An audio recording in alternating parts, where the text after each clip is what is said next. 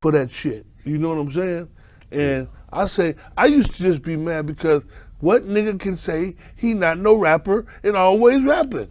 And the fans is And that's loving another you. thing though. That's another reason why I say, like, in shit, 17 years in the game, I ain't never walked into a label. I done been invited into labels. I don't even do the shit rappers do. I ain't never walked into a radio station and say, hey, can you play my song? Right. That shit rappers do. I have never did that. I put out my shit independently. I put out my own shit when I want to put it out. I ain't on nobody's schedule. Everything I do myself. I ain't got no manager. I don't got none of the shit that rappers got. Everything I do on my own when I want to do it. I don't answer to nobody. Like, that's just been my program. Really, I really do boss shit when I say that. Like, when I use that expression, when I say that expression, it's because I really be in these streets. And if it's certain calls that get made, and I don't put my business out there, they gonna call a boss. It's certain shit that happen in these streets in this Bay Area, I get calls about. I've got calls about, and you know it. You're a boss in the Bay. You know the routine. You know the calls. You know the shit we go through. And I deal with motherfuckers that don't deal with this rap shit. I deal with motherfuckers that don't want their names mentioned in this rap shit. And you too. You know how this shit go. Yeah, most definitely. You know, and it's not just with the Bay Area. I do this all over the country. You feel me? When shit go on in this Bay Area, motherfuckers from New York will call me. Motherfuckers from Chicago, Detroit, all the shit. When motherfuckers coming out this way, they want to come out here and have a safe trip, they tap in. Certain motherfuckers, that's just what they gonna do. And and it's been like, this ain't no new shit. It's been like that since I left the penitentiary. Right. You feel me? Then that don't make you no motherfucking king. So that's why when you do say things like that, when you put yourself in a category like that, it has to be earned. This shit is, you gotta be seasoned. Definitely. To have that on your motherfucking back. Because if you say you something, then I'm gonna tell you, it could come back to haunt you if you're really not that. If you really, definitely. Yeah. Right. And the motherfucker gonna call you out on it. They're gonna try to take that stripe from you. And Come on, man. Yeah, I've been who I've been the whole time. And like I said, I did all my 20s in prison, bro. I didn't see a day of my 20s on the streets. You feel me? I did from 19 to 30 years old in jail. When I came, a lot of motherfuckers don't even know, I didn't even start my rap career till I was 31 years old. And still got 17 years out of it. Straight up. You feel what I'm saying? Yeah. So this shit with me, this when I say, you know, that I'm in prison. Yeah. You feel what I'm saying? I had to go through a lot of shit that these rap niggas would never understand. Yeah. Before I even started rapping, I didn't become a rapper and then go do some crazy ass rap shit and then go to jail and come back and sell no bunch of records and do no shit like that. Like, I was in the streets doing something that I thought that I was gonna make millions off of. Like, I'm finna knock shit down and I'll get to the studio when I get a chance. Yeah. And I didn't get a chance to do that shit. Like I said, I went to prison and I had to go through all the shit and had to come home from prison and start from scratch. I was lucky enough that my good friend had already came home. My co-defendant, Mac Dre, he came home from prison, you feel me? Which he shouldn't have been in prison in the first place. Right. He only went to prison for not telling on me, you know what I mean? Stand up shit. Yeah, stand up shit. And that's why motherfuckers be asking, well, damn, why you go so hard for Dre? And whoop, whoop. And I be trying to tell motherfuckers like, bro, you don't understand. And I be trying to tell motherfuckers like, bro, you don't understand. He gave up his life for me when we was kids. He could have easily said, man, I ain't never robbed no bank. Kilo and Mac Dre did all that shit. I could prove it. Let me go. He had a deal on the table. That's when Jive was taking over the Bay Area. Jive had Too Short, Spice One, E40. Straight up. They wanted Mac Dre. Oh, I remember that. Yeah, they wanted Mac Dre. They wanted Mac Dre bad. We had just caught a case. Mac Dre had a deal on the table. He was sitting in jail. All he had to do was get out of jail, and Dre would have been signed to Jive with 40 Short and fucking Spice. And instead, he kept his mouth closed. We sat in back of the jailhouse just like this. And they was like, cut it in. And he told me they want me to take a deal, but they want me to tell on y'all. Mm-hmm. And he looked me right in the face. And I'm looking at him like, what you mean?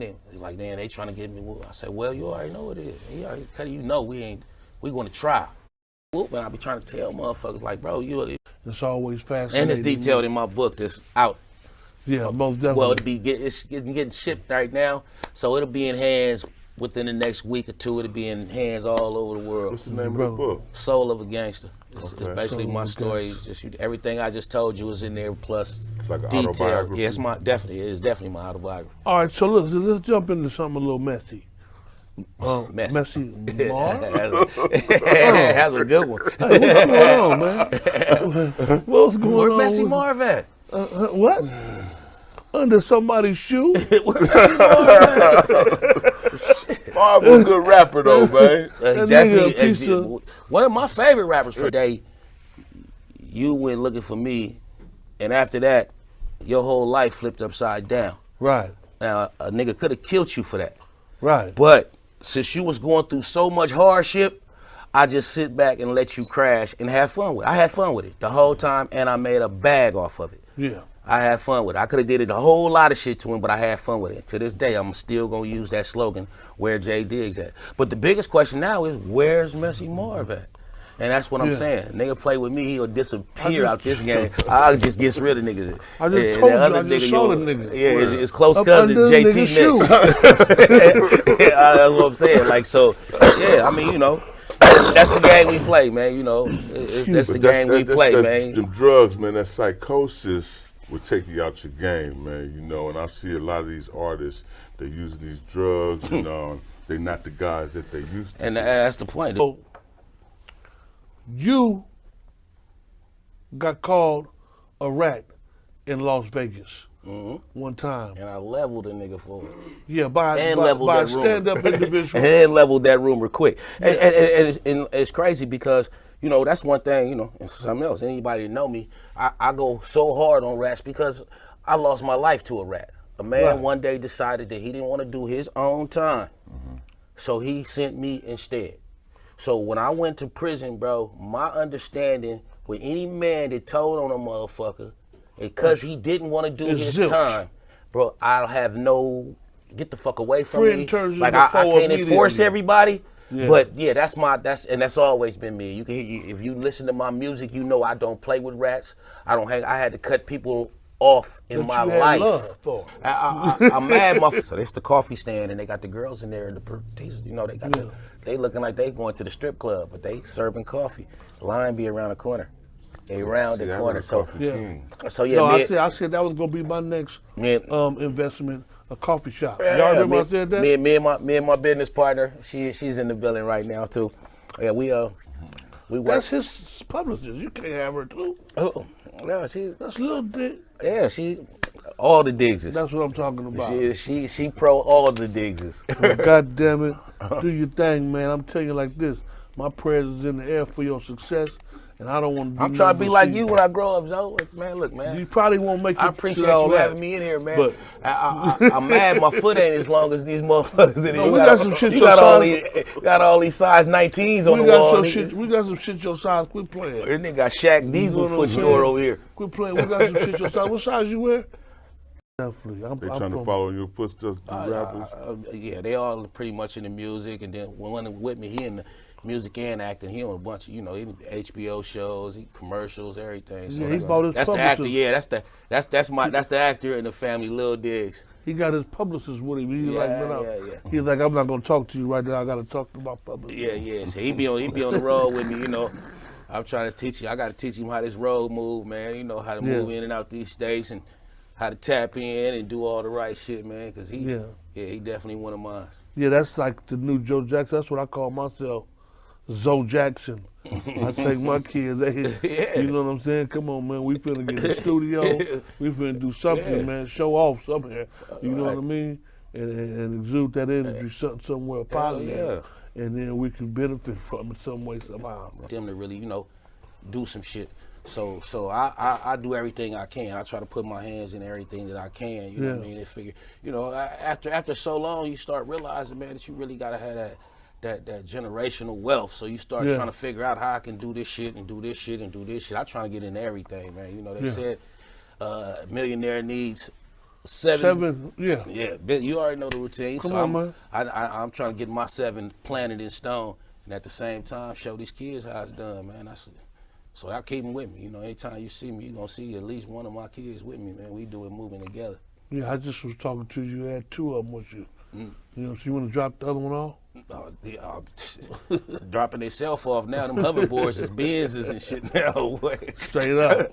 Yeah. Straight up. Yeah, you building the empire, man, and it's beautiful to watch it. I just Country said Club. Country Club. Crest. Yeah, I didn't know. it You know, I used to hear that shit. I didn't know what nobody was talking about. Yeah. I'm like, what they talking about? It was always 3 C's. See, we always threw the crest up like that, so that's 3 C's, and it's Country Club Crest. You know, it's the Country Club. It's the ghetto, but the Country Club of the ghettos. And Vallejo hella small. Is close to Dan Foley? Dan Foley, the closest, well, that'd be College Park. You feel me? Which is right up the street from us. That's all in North Vallejo. Dan Foley right across from us too, though. So that's all part of us. That's all. I think that's where we ran into you back in the '80s. We was doing a barbecue up there. Yeah, that would have been the place. Yeah, Dan deep. Foley is definitely our part. Yeah. That's definitely our part. Yeah, Dan Foley, I think I remember. Yeah, but everybody, if you did Vallejo, everybody, you go through there, you might catch E40 and the Click up there, you catch Mac Dre, the Romper Room up there, crew in the streets, young niggas in the streets. Young niggas just running together doing what young niggas do. You already know that. So, everybody in the crew pretty much did what they did. You know, it was still the hood, you know what I mean? So, niggas was selling drugs and doing all the young shit. Right. But when we seen that Dre was serious with the rapping and we was trying to get Dre serious with the rapping. Right. Then it was on some next level shit. You know, there was a few of us in the crew that was on some next level shit, and we was doing that shit at the same time we was doing that shit. We was helping the Cuddy, you know what I mean? We hit a lick, some, whatever he needs. You know, that's just crew shit. I would give, you know, we did that. But we did the same thing prior to robbing banks and shit. We did it with drugs. And you had some dope. You had a car, hey, bro, let me use your car. You know, we in the same, you know, tapped in with him. So Dre like, man, I got a little bitch down in Fresno. I'm trying to go. I'm like, but Dre, we finna go hit this lick, you know. He like, man, I'll stay at the hotel, man. Y'all just come, you know, come get me. That's how we played. Y'all come get me when you done, nigga. You feel me? Ain't no getting caught. We wasn't thinking about getting caught. That's what we do. We rob shit, get back to life. That's what I mean. So we had been doing this, you know. After a minute, after a minute, it's like, you know, it's like your first drug sale. Yeah, you nervous. You got through it. I think I could do this. You know, second one, third one. You know, after you done jumped a few counters. That's what you do. Yeah. It's like anything. It's just stage, no different than a rapper. Your first time on stage, you nervous now. You go on stage after a few. It's just what I do. Why not say you're not a rapper? What's the difference? Give us the difference. Because if you know anything about Diggs, you find out that all I really do is put my life in music, you know what I mean? Like I really tell my life story and all that shit. You know, rapping, you go back, you go into even the origin of rapping. Rapping has just always really been about, what's the word they're using now? Capping. Rappers cap, you feel me? All the way from the early days, I'm this, I'm that, I do this, I do that. And rappers still these days, they always talking about shit that they don't do, that they don't live, and all this shit. So I always, you know, when I get in the game, you know, and that's the song that people took me serious on. My first song that motherfuckers ever stopped and said, ooh, what's called Really Not a Rapper. And I dropped that song in 2004 or 5, I believe. And that's when people took me serious in the game. I explained to them why. You know, when I dropped that song. Peace. I'm here to relay a message from J Diggs to Wack 100. Wack. Diggs said he ain't got no rap. Whenever he see you, he beating your motherfucking ass. He said you can get ready. It's on site. He ain't got nothing else to talk about.